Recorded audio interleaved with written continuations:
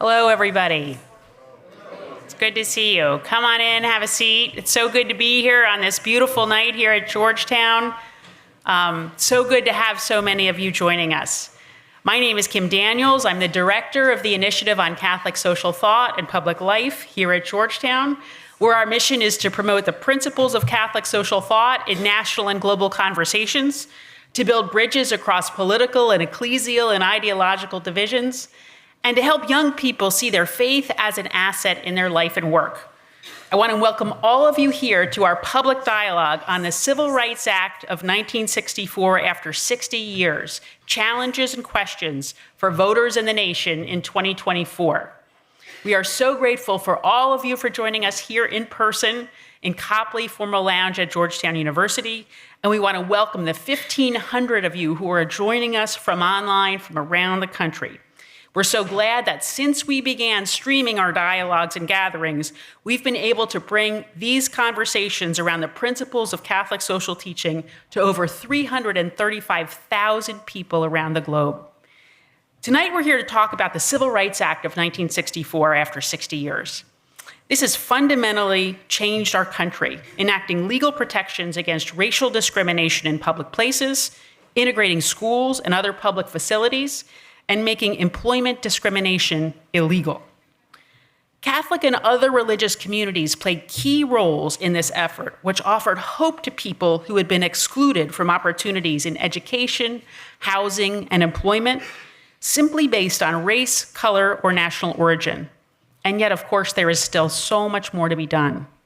Tonight, we've brought together 5 remarkable leaders with differing expertise and experience to explore how this history shapes our current choices and how faith calls us to advance the common good through a principled and active commitment to resist racism.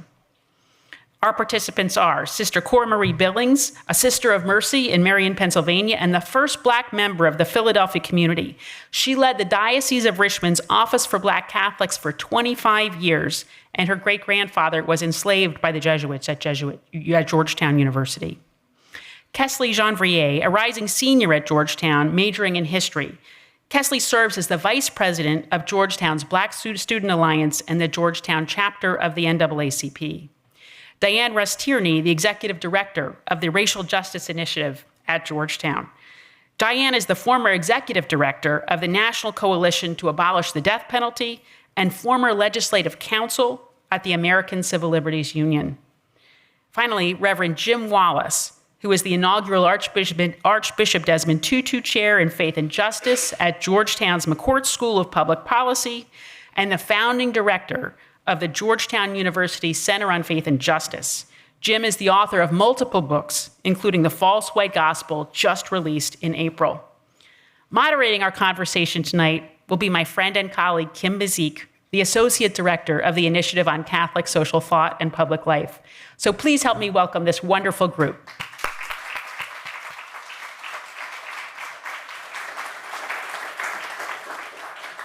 Thank you, Kim. Good evening. Thank you for joining us here in person and online for the public dialogue, the Civil Rights Act of 1964, after 60 years, challenges and questions for voters and the nation in 2024. Tonight, we have an intergenerational group here on the stage with diverse experience and very different connections to Georgetown University. So as we begin, it is still important for us to pause and to honor the history and the people who made this gathering here possible today. As members of this community, we must acknowledge that Georgetown University exists in part because of the proceeds of an 1838 sale of 314 enslaved women, children, and men. As members of this community, we are indebted to them and their descendants for their stolen labor. We cannot ignore that history as we gather tonight. Race and racism are at the core of the work of the initiative. We lift up the principles of Catholic social thought by proclaiming that human life is sacred and the dignity of the human person is the foundation of the moral vision of society. The measure of every institution is whether it threatens or enhances the life and dignity of the human person. Civil rights and racism are not abstract or historical issues. In Fratelli Tutti, Pope Francis states, racism, when it retreats underground, only keeps to reemerging.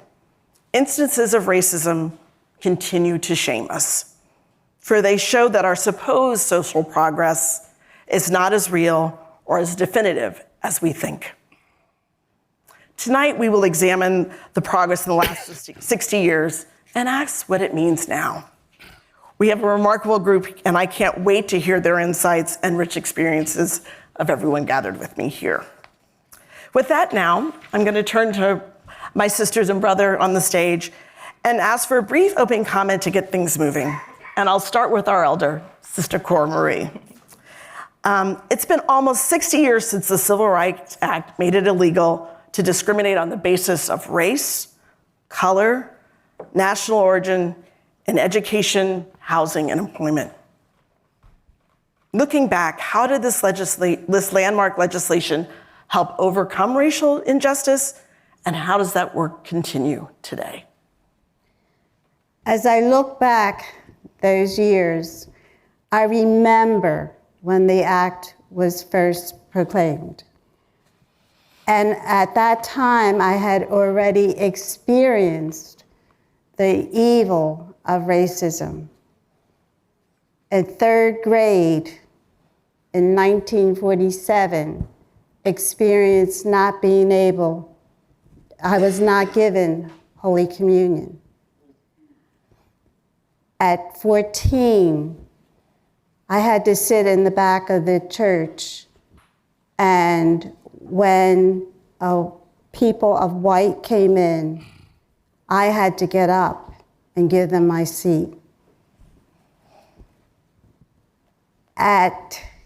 In 1961, a couple years before the bill, I was in Levittown, a place that was built, Levittown, Pennsylvania, and New Jersey, built for people of white.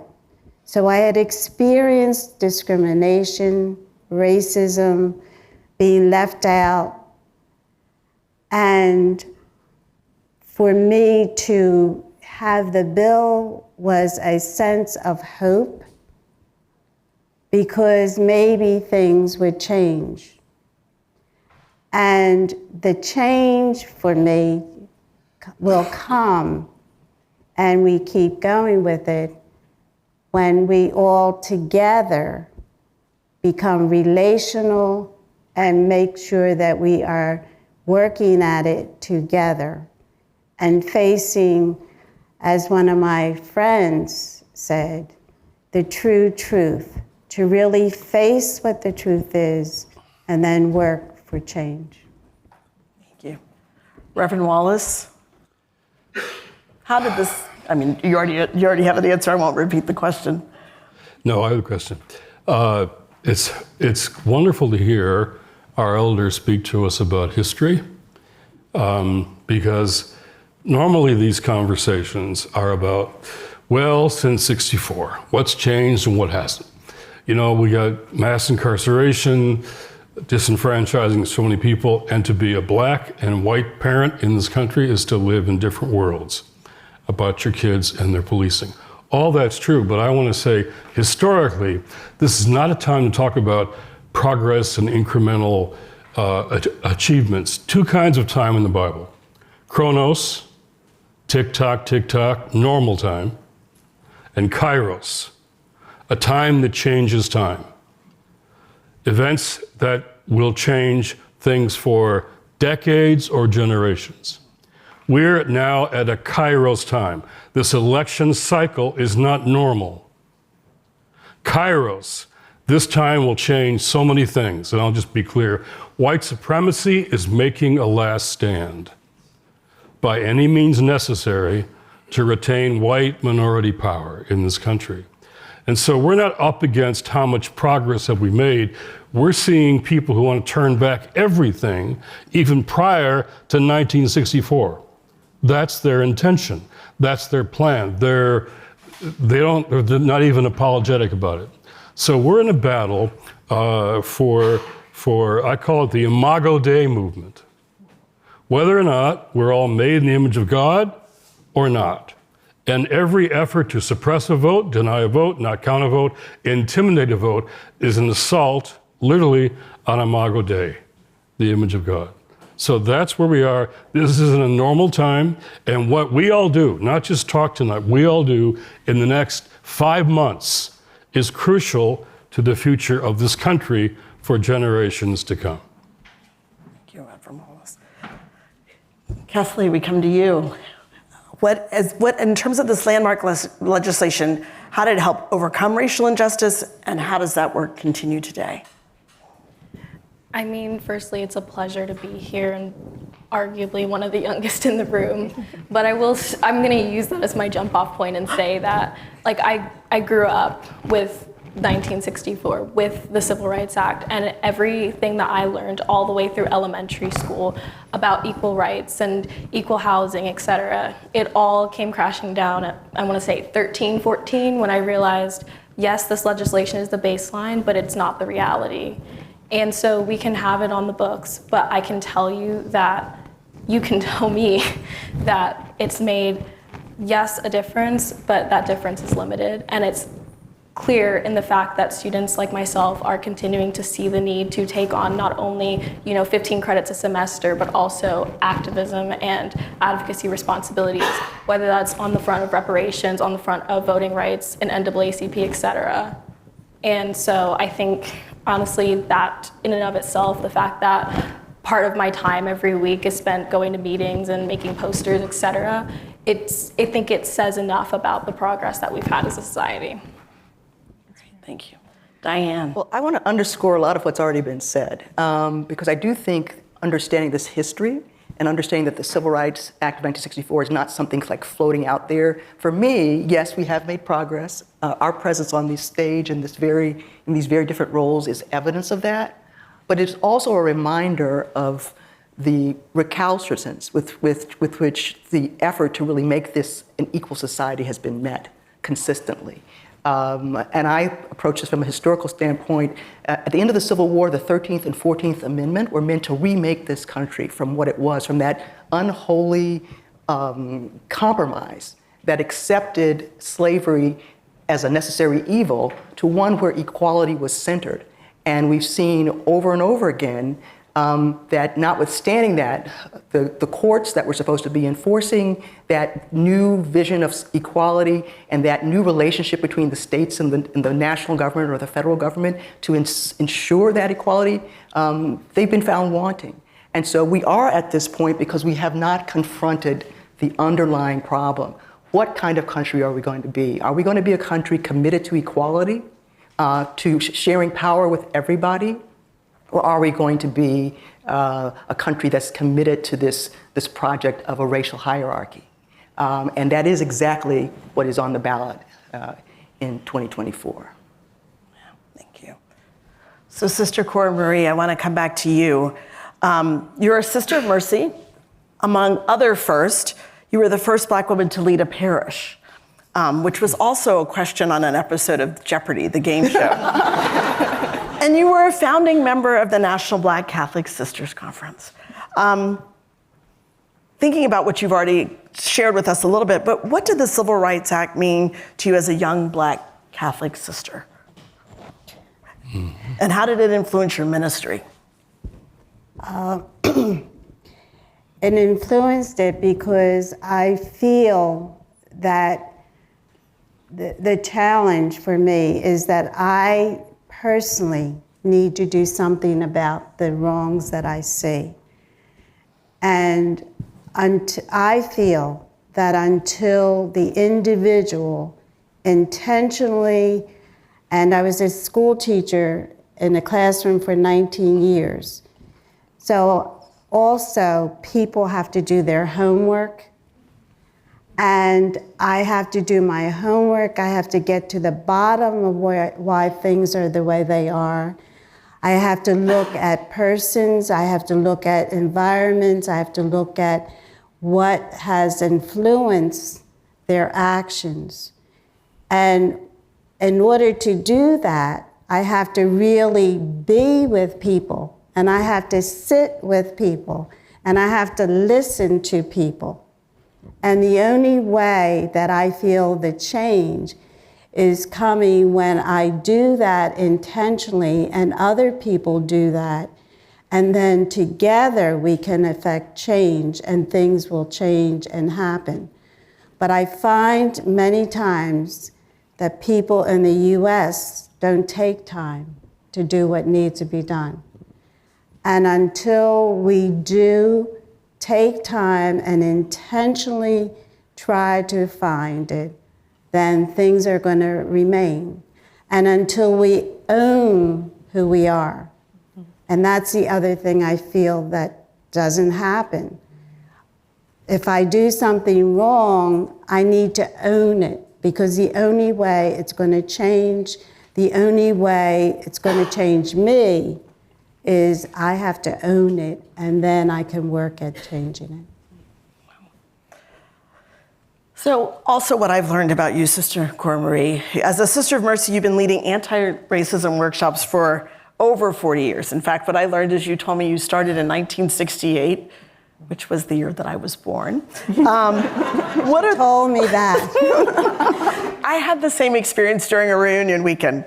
But what are the most important challenges and lessons you lift up now? A lot is really somewhat of what I said, that the challenge is for me as an individual and for us as individuals owning who we are, owning what we believe, own what we have been brought up with, and own the evil that's there, and that even comes to the church. Because the evil of racism started in the church back in the 1400s. And so, from the popes. So we have to own and be real and own what's there and not try to hide it. The more we hide and denial, the longer we'll keep racism. Jim, first I want to wish you happy birthday. I don't know if everyone knows that you're spending your birthday here with us. We appreciate you being here. You are the author of several powerful books on faith and justice, particularly racial justice books, including the book that I have up here, The False White Gospel, which was, as Kim mentioned, was just published in April. In one part of The False White Gospel, you write from Galatians chapter 3, verse 28, it essentially asks, will we seek unity and the diversity of the kingdom of God, or will we reinforce social barriers of race, religion, gender, and tribalism?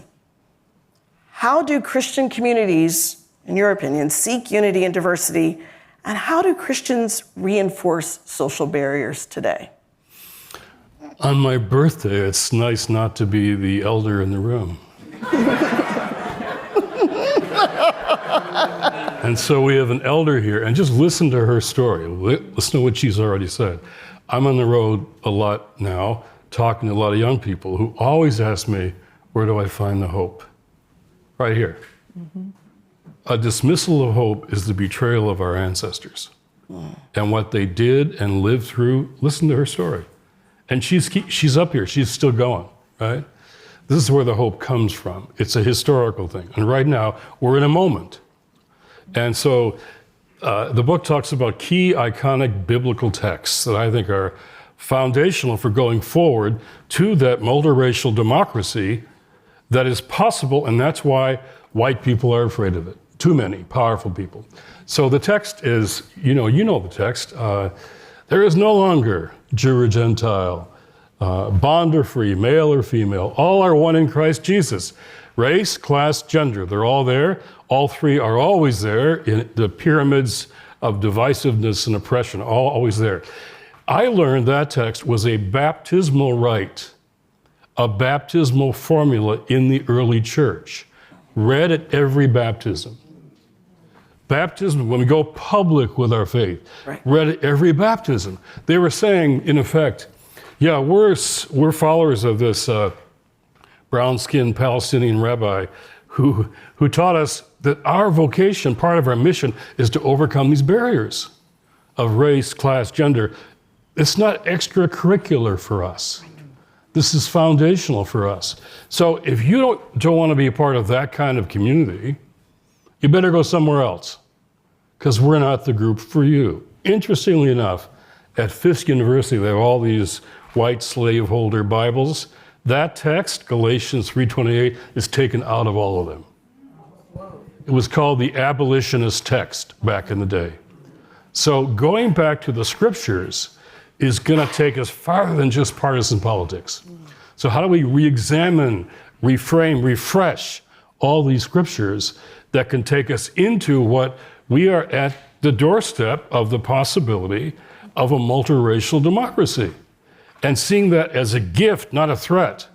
Who are the people of faith? What are we going to say about that? And a new generation is watching us to see what we're going to do and say or not do and say. Right. As you talk about that multiracial democracy, also in the false white gospel, you talk about the voting rights must be seen as a moral and religious issue, and the protection, back to Emmanuel Dei, in every person. Why should we see voting rights this way? And what do people of faith need to do in this election year? Well, we're in a big campaign called Face United to Save Democracy in all the battleground states. It's multiracial, multi-faith, multi-generational. And we call ourselves the Imago Dei movement, and we have conversations with secretaries of state from different states I won't mention tonight. I said, "You're a Christian, right?" He says, yeah. Higher office in his head. You know that text in Genesis 1:26? And I read it. He says, "Yeah, I know that text." That means all the citizens of your state are made in the image of God. Is that right? I guess so. I've never thought about that before. So we're talking voting processes and protocols and procedures. So anything that restricts access or opportunity to one of your citizens is really a denial of the image of God, right? Right. I've never thought about that. We talked for over an hour. So let's start thinking about these deeper questions here, because they're not just political, they're theological. This wonderful organization that put this on tonight, it was said tonight, Kim said it, we're trying to find how theology and spirituality can go deeper than politics. Don't go left, don't go right, go deeper, I always say. So tonight, how do we go deeper than just the politics and get to those theological convictions that are at the core of all civil rights, all human rights, and right now, voting rights? Right. So in that same vein, what do you mean when you say the false white gospel? Well, white Christian nationalism, the name spells the problem. First, the most inclusive, inviting, welcoming vision in human history is made white. Really? Christian, but they don't mean service and sacrifice and love. They mean control, domination. It's called dominionist theology. It's not new. It goes back to that 1400 time, right? And then nationalism. I am older, not, but I wasn't there for the ascension of Christ. Are you implying that I have read about it. I have read about it, and he says, "Go into all the world, every nation, making disciples of every nation, teaching them to observe what I've taught you." Right? Nationalist, really? It's a false gospel. It's a fake gospel. It's bad religion. And the answer to bad religion is not no religion, it's better faith. And that's what we're talking about here tonight. Deeper faith, yeah. Thank you. My dear Kesley, thank you for being here. You're a rising senior at Georgetown, a student leader with Georgetown University's NAACP and the Black Student Alliance, working to ensure political, educational, and social equality of rights of all persons, especially here on the Hilltop. And many of us, when we think about the NAACP, we think about that driving force for the civil rights movement 60 years ago. But as a student and a history student, how do you work with students and others to advance civil rights and racial justice now? I think NAACP has been an amazing platform and an amazing place to start, but I think One of the first things I learned as president is that our campus is extraordinarily politically engaged. We tried voter registration. We registered about 3 people because everybody who walked past our table was like, yeah, I don't even know why you're here. I'm already registered. Like, I have my ballot. It's like, okay, cool. You could still talk to us. We're fine. But building on that, one of the things that we prioritized in NAACP this year was building out our membership, because advancing civil rights is not something that happens only in an election year, and it's not only in response to the latest incident of racial hatred that happens on this campus. And so by building out our community, we've been able to involve people in training and also further education. We've been able to bring in amazing speakers to talk to students about what does racial justice look like in the DC government, for example. And with that, I will say that it's been amazing to watch my peers learn from the people we've been able to bring in, but more so from each other, because we're all uniquely situated in this country, even if the entirety of our NAACP on campus is Black, which it's not. We're quite a diverse NAACP.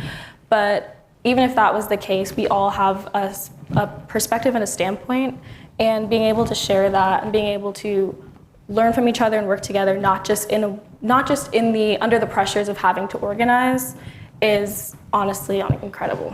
Excellent. Some of the most inspiring stories for me from the 1960 Civil Rights Movement were courageous students, like those who participated in the Freedom Riders and trying to desegregate transportation. As a young leader, what are you inspired by? What do you see that, beyond what you've already shared, but what other things give you hope?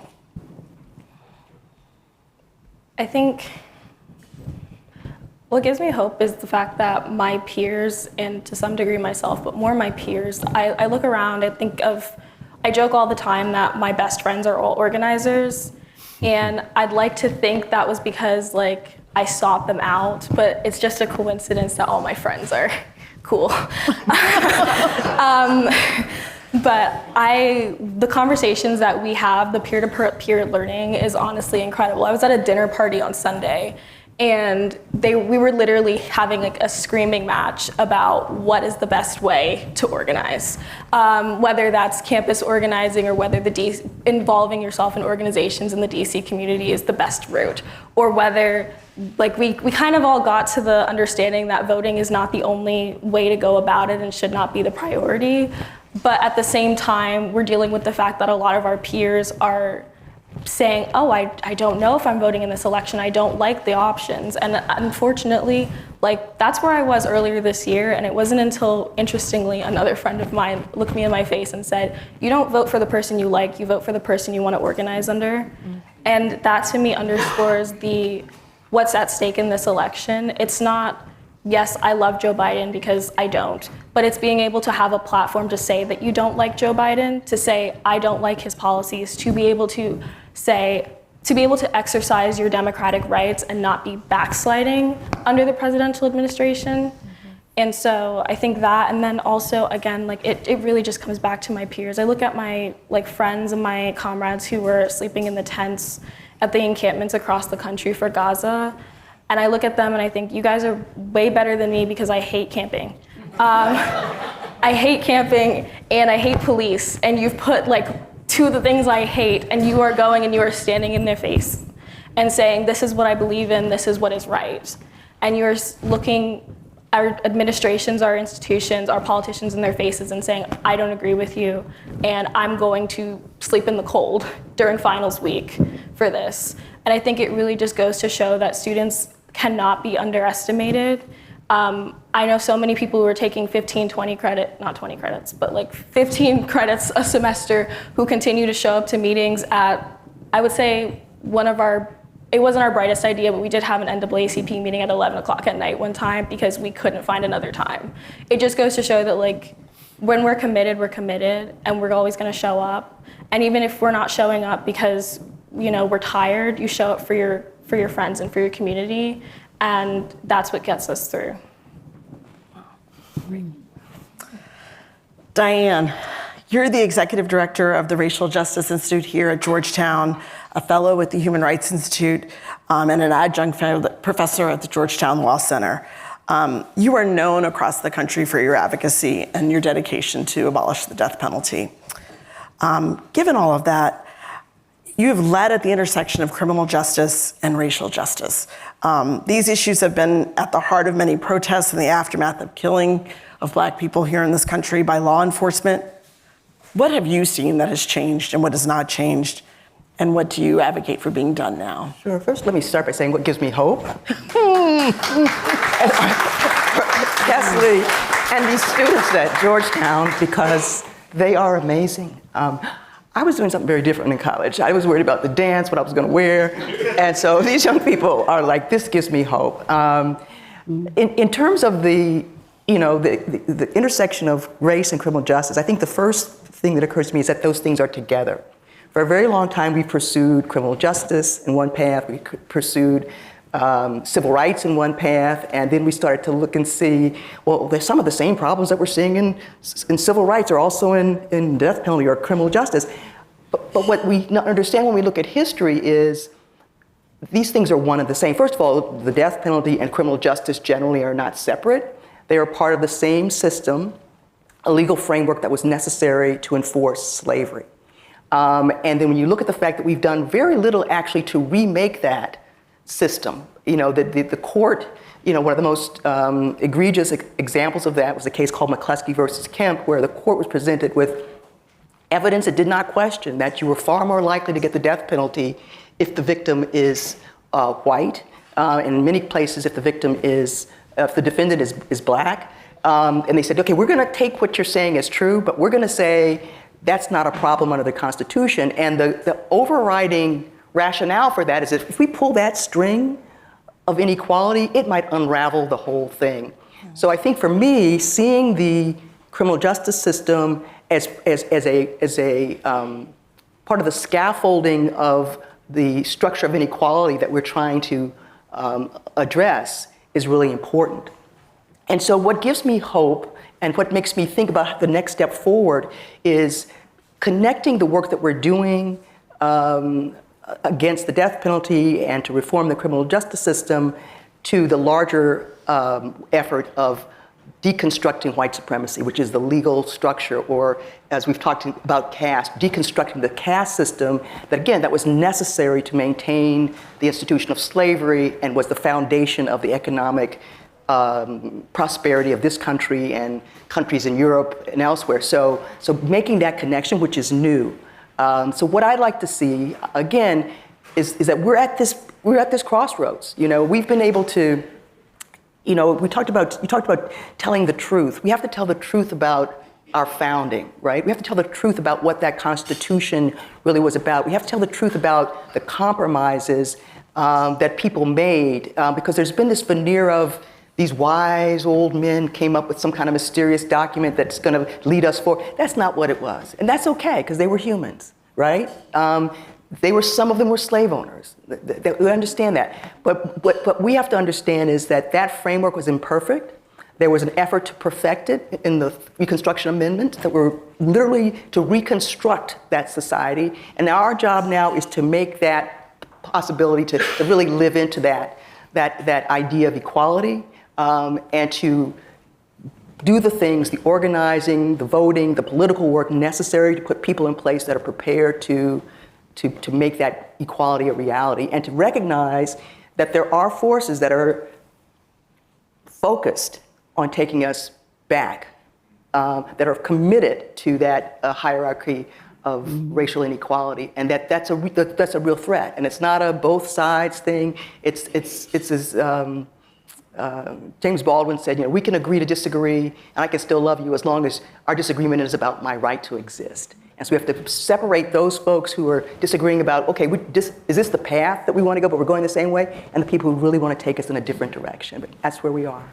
Right. When you mentioned James Baldwin talking about the right to exist, so where's the movement to end capital punishment now? Where does it stand now? Well, we've had great progress. I think if you look now, a majority of the states either don't have the death penalty or are not using it. I mean, the death penalty has really waned. Popular Support for the death penalty has gone down markedly, and I'm happy to say opposition to the death penalty has increased. At one point, we thought, when I first started working on this, 80% of the public supported the death penalty. I think it's now somewhere hovering around 55, 53%. A majority of the public believes that the death penalty is applied unfairly.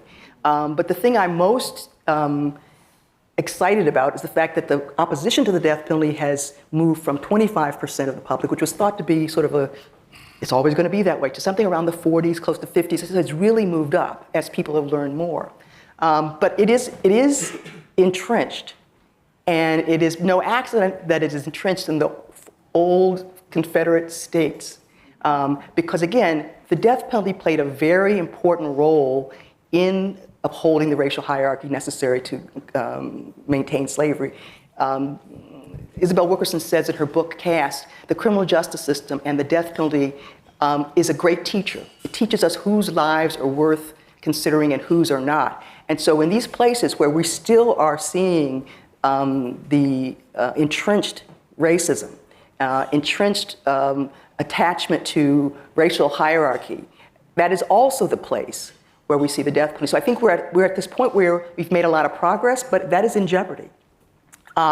Because in these places that maintain the death penalty, they are looking to expand it.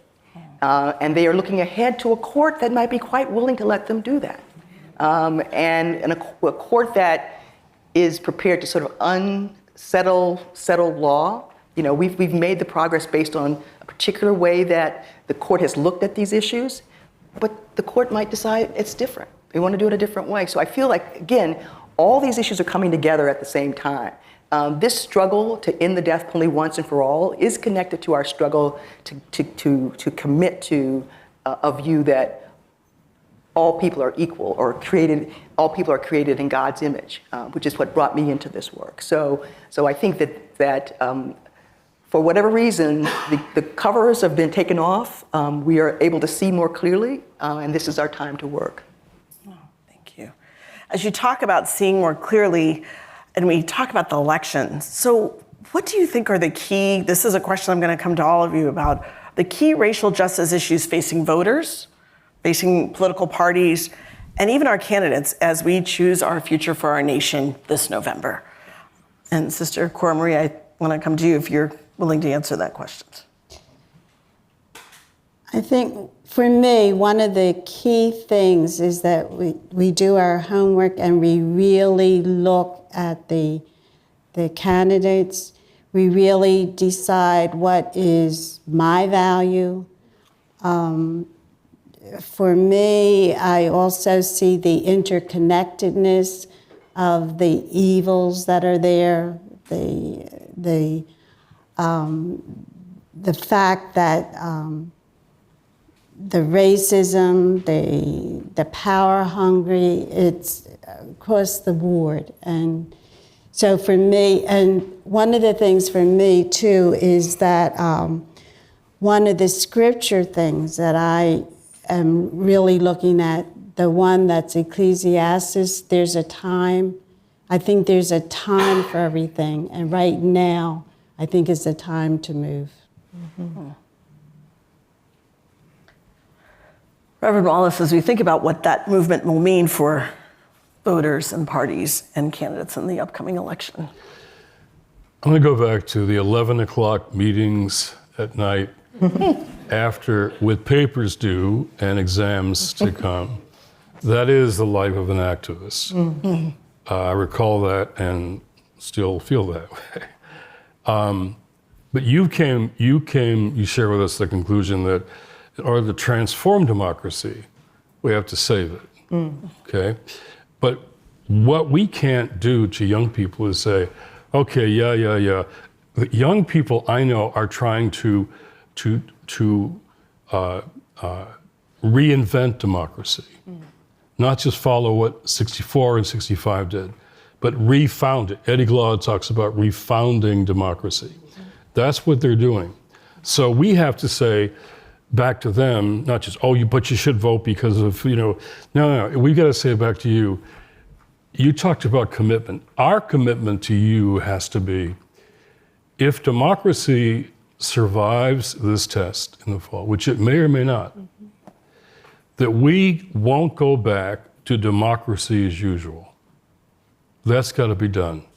Democracy must be transformed in this country on all those questions.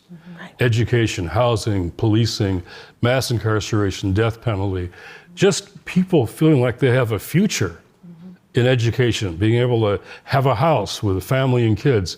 A lot of young people don't see they have a future. And talking to them how wonderful it was in 64 and 65 doesn't really help. What has democracy done for me is a fair question for a whole lot of young people. So we have to commit to you, not just saying, oh, you should vote no matter what you feel about so-and-so. We got to say, we're committed to all the things you think are wrong about democracy. You're mostly right. You're right about those things. And we have to come back and then together change those things to create what it would be to do a genuine multiracial democracy in this country going forward. So we have to commit to you, not just get you to vote because, look what will happen if you won't. We got to listen to your critique, your voice about what's wrong with democracy, and you stay up at night thinking about how to change it. So we got to be with you in that struggle. And if we survive this thing, and I'm not sure that we will, but if we do, we have to all say, what we've had before is simply not enough anymore. Now we're moving toward genuine multiracial democracy. I hear Jim saying we're going to be accountable to you. And one thing you talked about earlier, you talked about your friends encouraging you, not necessarily who you should vote for, but why you should vote. And I think I want to hear a little bit more about, so if you want to vote for a candidate, what are those key issues that you're holding them to or lifting up or that you'll continue to be advocates on? It's funny that you ask that because I was just listening to an episode of one of the New York Times podcasts today, and they were saying that women voters value integrity. And here I am about to say that integrity is top of the list of what I look for in a candidate. I look for somebody who can say, I made this decision and I was wrong. And I understand that politicians sit in precarious situations of having to be those people who make the hard decisions. But at the same time, being able to look me in my face as a voter and say, that's not my best decision, I'm open to listening, that's where I feel that myself and my peers are, that's where our hearts are. I think there was a video several weeks ago where Joe Biden was asked whether his stance on Gaza had changed since the start of the student encampments, and without missing a beat, he said no. Like, not, I see them, I've watched the news like everybody else, not, I can see what's going on social media, just no. And it begs the question of why bother voting if your politicians are not going to hear you anyways. If I am not a corporation, or if I'm not a lobbying group, if I'm not being listened to, then yeah, it's quite difficult to turn around, especially I found that this was an issue on our campus as well, to turn around an NAACP and say, yes, like we are the club of civil rights, we're the nation's foremost, the oldest and the boldest civil rights organization, and MLK was with us and you should vote, because voting does not have the same allure that it did back in the day. And I think, again, like coming back to the things I'm looking for in a candidate, integrity, and frankly, just the facade of being willing to listen, I think would go quite a long way. And so, Diane, what do you think the key issues are leading into the I want 2024? to underscore a couple of points, and I want to be maybe even more of the alarmist. I think that this is not an election like any other. We're in the precipice of a structural change. We're either going to have one more election, and one person is going to remain in power in perpetuity, and remake this country into something we don't recognize. And if you don't believe me, you can go and find the 2025 plan is a whole plan about what it's going to look like. And so for me, this is about having the opportunity to do the things that we want to do, recognizing that it's broken. And I will also say that going forward, for this next generation, I will do the work, and many of us will continue to do the work of like diagnosing the problem. And I think if one of the things that the Civil Rights Act evidence is this approach of we were trying to perfect something. And we're now acknowledging that what we were trying to perfect wasn't perfect. So I think there is room for we don't know what a multiracial democracy looks like, right? We've never had it. We've been someplace else. We've been trying to drag ourselves out of it. And so the work of this next generation is to conceive of that and build it. Look on the floor and see what little laws we've left that make some sense and put those in there. But you're gonna have to create something entirely different because we've never had a multiracial democracy focused on equality. And so this election is about preserving the opportunity to do that. And one person is telling you, one group is telling you and showing you what their approach is. And another group is telling you and showing you at least we are open to continuing this experiment that we have. And the other piece of this is, at the end of the day, it's about power. And so I always encourage people who have the vision of somebody like you, we need to be in power. When I was at the ACLU, I thought my little memos going around on the Hill were gonna change somebody's mind. What you found out is some of those people were invested in their power, and whatever little memo I had about the Constitution was not gonna change their minds. We have to put more people in place who have our values, who are committed. So again, it's about preserving what we have and then looking at this system and getting the power for the people who are committed to this experiment of a true multiracial democracy, and that's our path forward. But we have a big hurdle ahead of us, because even if we have a big hurdle ahead of us. So that's what I'll say. So now I'm looking to see, yes, my colleagues have microphones. Are there any questions from anyone here in the audience? I see one hand back there. Christian's going to bring a mic to you. Thank you very much. Dawn Eden Goldstein, independent scholar. I heard Jim speak about speaking to legislators, elected officials about Imago Dei, and that it was a topic that they had never reflected upon before. And he spoke about how that understanding of the Imago Dei can help change hearts. I would like to hear from others on the panel about what you are doing, not merely to gain power, because that can give the impression that it's just, one group of people lording it over another, but what you are doing to change hearts among those who don't understand the importance of civil rights. Thank you. I'll start. Do you want to start? I'll start. I mean, I'm going to quote, I think this was you that said this, you have to decide who you can persuade and who you have to defeat. Yeah. And I own that. And I have come to believe that power isn't always evil. We can call it the agency to do the thing we want it to do. And I think that's one of the things, for some reason, those of us who want to do public interest, do gooder work, we run away from power, or we don't see ourselves as having that for a lot of different reasons. And so I think we can't do this. We're trying to do things through, I'm trying to persuade so and so. We could also do it ourselves. And so I do think getting people who agree with our values in places where we can have conversations about not whether we do this, but how do we do it well. But I also think that you're touching on something that's really important, which is we have to do the internal work ourselves, right? All of us, every one of us, because we're all affected by this history. We all have biases. And so part of what we have to do is, I have to do the work on myself, and then we have to build communities of people who are doing the work, and to sort of build, some people call it the beloved community. So I think that at the same time that we are engaging in the political and legal arena, we have to also be mindful that this is a human endeavor. And so we have to perfect our own being, because we, again, have come from something that's very broken.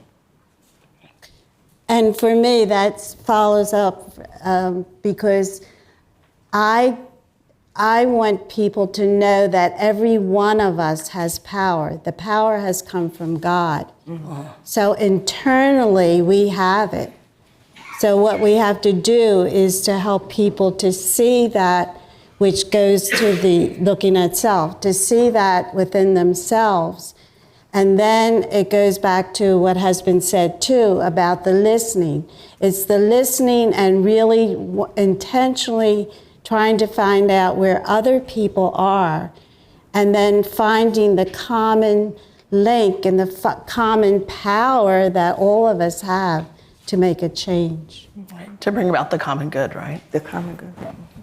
Yeah, I want to echo what Sister Cora Marie said about listening, and really meeting people where they're at is so important. I think when it comes to having those conversations, it can feel quite daunting, but at least at my kitchen table at home, we have like we like to believe we have certain beliefs, like, you know, killing children is wrong, or, you know, don't steal. If you start from those kind of really basic baseline understandings, then I feel that we're more equipped to understand each other. And I also think that we have to be mindful of who we're asking to have which conversations, because me, with my identities as being a Black queer woman, I think there are people who are not listening to me from the second I open my mouth.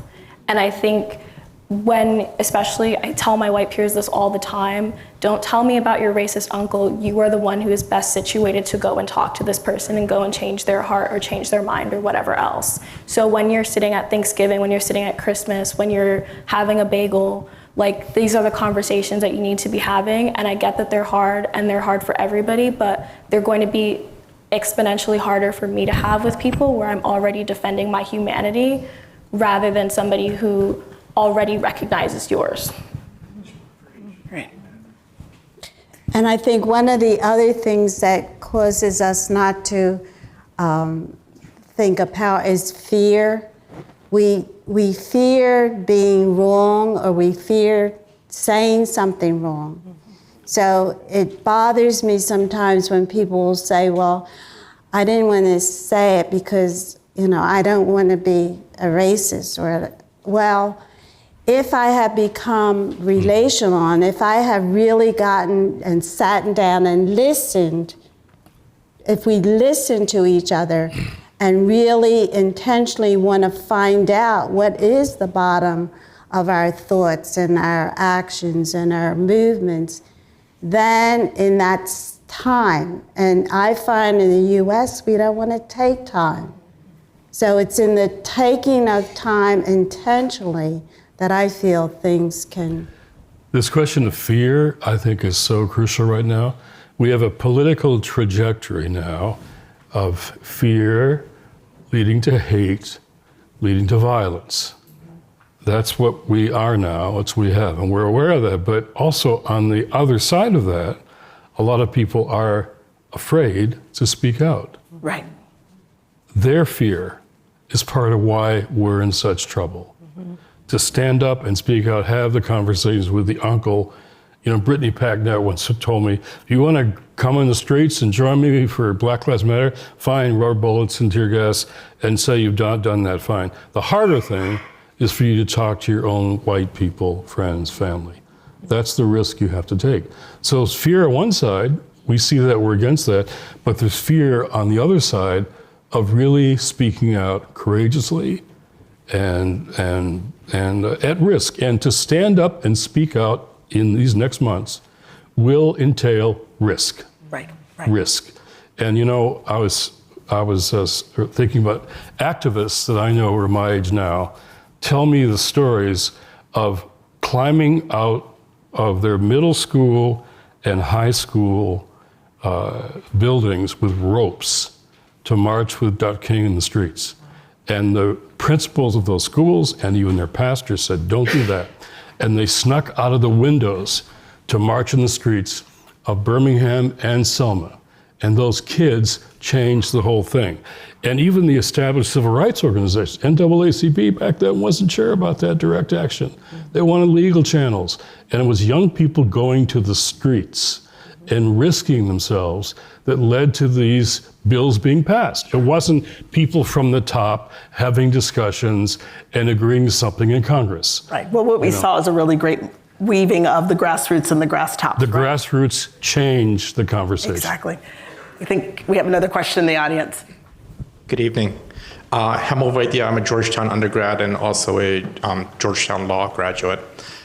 First, I wanted to thank the Reverend for being the only man to be up there with 4 awesome women, and thank you for representing us. Susan Collins, when she gave her speech on the Senate floor before she voted for Brett Kavanaugh, she said, "I have concerns."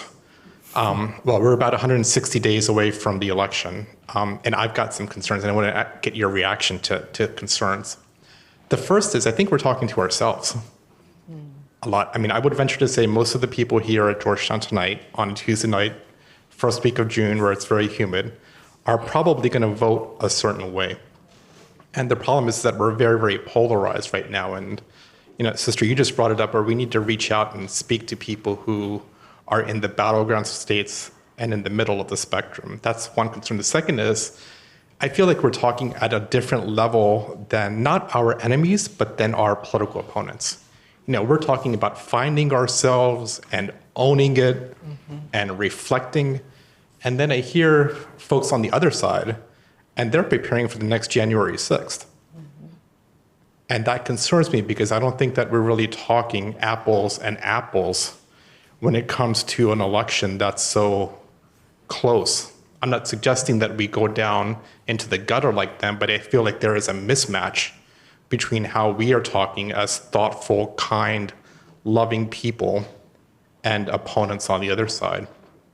And the third concern I have for your reaction is, I grew up thinking that the Supreme Court and the federal court system was a bulwark of protection.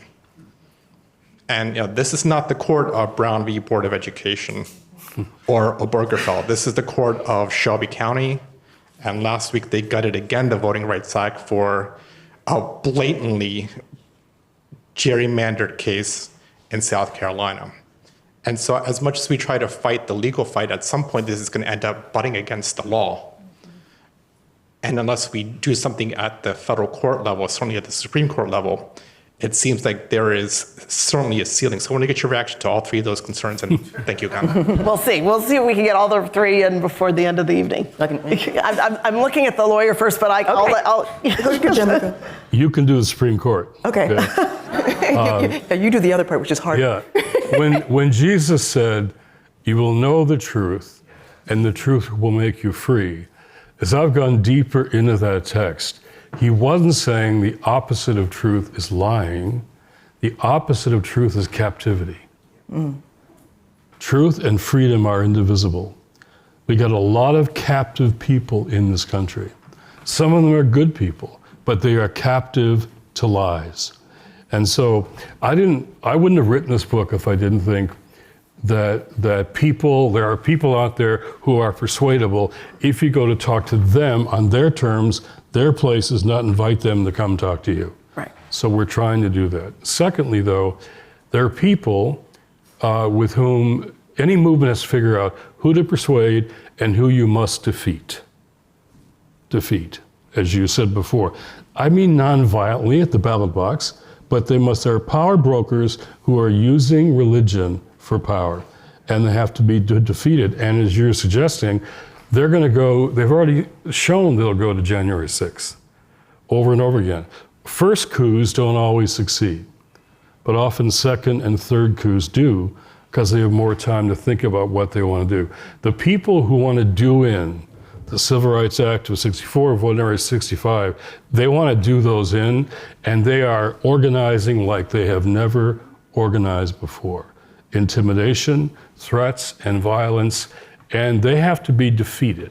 And this election won't be resolved until January 20th afterwards, when a president gives an inaugural address, because the results probably won't be accepted. Right. So this is not just for election day, this is what we do afterwards, the days and weeks following, what we do to intervene in what will likely be some conflict situations in this country.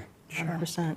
On the court, I think what we're seeing is the limits of the law. I mean, I think our approach was, and it had to be, we didn't have any handles at all to advance, to deconstruct the barriers to equality. And so, but we've become very court focused. And so now I'm thinking about the law more as It's a tool to get rid of some immediate barriers, but the real work has to get done, again, at the local level. Who's in the state legislature, who's passing the laws? At the community level, who's doing what? We have to take on this role of organizers. We have to conceive of what we want to be, what our society should look like, and start building that. And I think that, ultimately, we have to win elections and control who is appointed and make sure, not that the person who's appointed to the Supreme Court agrees with us, but they're going to have a certain integrity in how they apply the law. I think that's what's appalling to many of us. And so I think it puts the law in a different spot, not a central spot, but again, puts the onus on us to do the organizing and the electing the right people with our values to create the society that we want. And I think that the other thing there is that each one of us, everyone in this room, everyone looking, has to be seen to be accountable and responsible. Each one of us has to do something and not leave it to somebody else. Well, in that vein, I'm going to still come back to you, all of you, and ask as we close, because we're at time. There are always too many questions for us to get to in the hour, but what's the most significant example of the work that still needs to be done? I think you've already answered this question, Sister Courtmarie, but what's the most important thing that we can do about it? You've talked about listening, you've talked about reaching out, and maybe there's another lesson in there for all of us. No, I would just say that's it, that we individually, intentionally need to work with each other to listen and to find people that are going to move and change. Yeah, I would leave us with a question. Some of you tonight here watching might think, wow, finally a good conversation on faith and politics. That's not enough. We got to take this conversation out into the streets, into our congregations, into our places where people meet in community. And instead of just seeing what's going on and saying, well, my commitments are against that, my commitments are different than that, we're talking to each other all the time about our own commitments. And we often agree with each other's commitments. The question is this: what risk are you willing to take for your commitments in the next 6 months?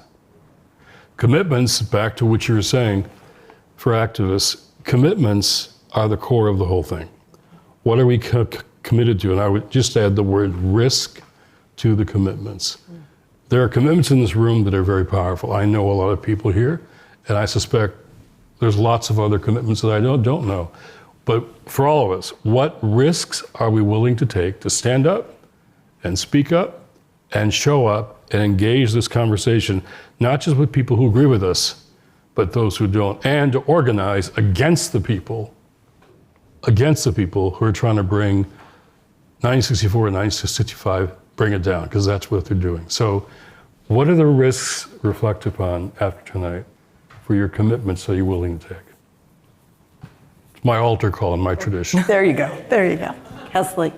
I always think of this tweet I saw right after January 6th, where it essentially said something along the lines of, if every 2 weeks we have to say, like, this isn't the America that we are, then, like, maybe it is. And I look at that and I think it doesn't have to be this way. And we all believe, I assume, if we're here, or at least by the end, we believe that it doesn't have to be this way, and that Again, what risk are you willing to take? Show up when you're being asked to, show up when you're not being asked to. Reposting that thing on social media isn't going to do anything. Move some resources, move your body, and move your mouth, more importantly. I would say take a long view of what this is. I watch a lot of commentators like, whoa, this is so new. It's not. This has been, again, since the passage of the 13th and 14th Amendment, there has been an organized, consistent effort to not to recognize the full equality of everybody here. And so understanding that, understanding history, gives you a little peek into the playbook. Because none of the things that we're seeing, the violence, the suppression of people learning history, all the things that we're seeing, the not even wanting the criminal justice system to apply equally to all people. This is stuff we've seen before. So I think commitment to speak out, but arming ourselves with an understanding of history so that we're not surprised. Right. One of the last questions talked about polarization. So I'm a representative of Gen X, which means most of this legislation was passed before I was born, right? And so I was the youngest of 5, raised by parents who understood what these pieces of legislation meant, and they forged that path for me, and obligations were bestowed upon me. But I want to end with the words of Sister Thea Bowman, the chapel that is at the other end of this building. Sister Thea Bowman said, "We have to fight the forces that would divide us. We have to cling to one another, to know that we belong to Jesus and to one another, to know it in the depths of our being and to trust it. Only in this way will we be able to act out of the love that we've been given, rather than the fear, which we also talked about, that too often drives us. The problems we face today may seem overwhelming, but if we stand together, we can overcome them." I want to thank our panel here for being with us tonight, but there'll be follow-up resources from tonight's conversation on our website, along with the recording of this discussion that will be posted in a couple of days, and our social media channels as well.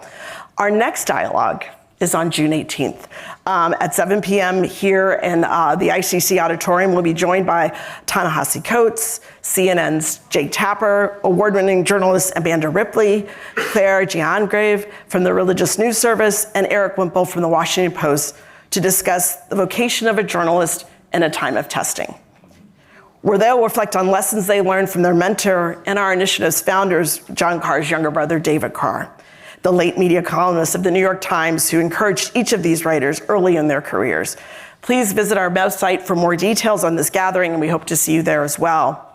At this time, I also like to thank all of my wonderful colleagues, Kim Daniels, John Carr, Anna Gordon, Christian Sunan, and Ana Quadra Martinez for their help in putting this dialogue together. Thanks again to all of you joining us here, both here at Georgetown and online. And finally, will you help me thank Sister Cora Marie Billings, Reverend Jim Wallace, Kesley Janvier, and Diane Russ Tierney. Thank you. Thank you.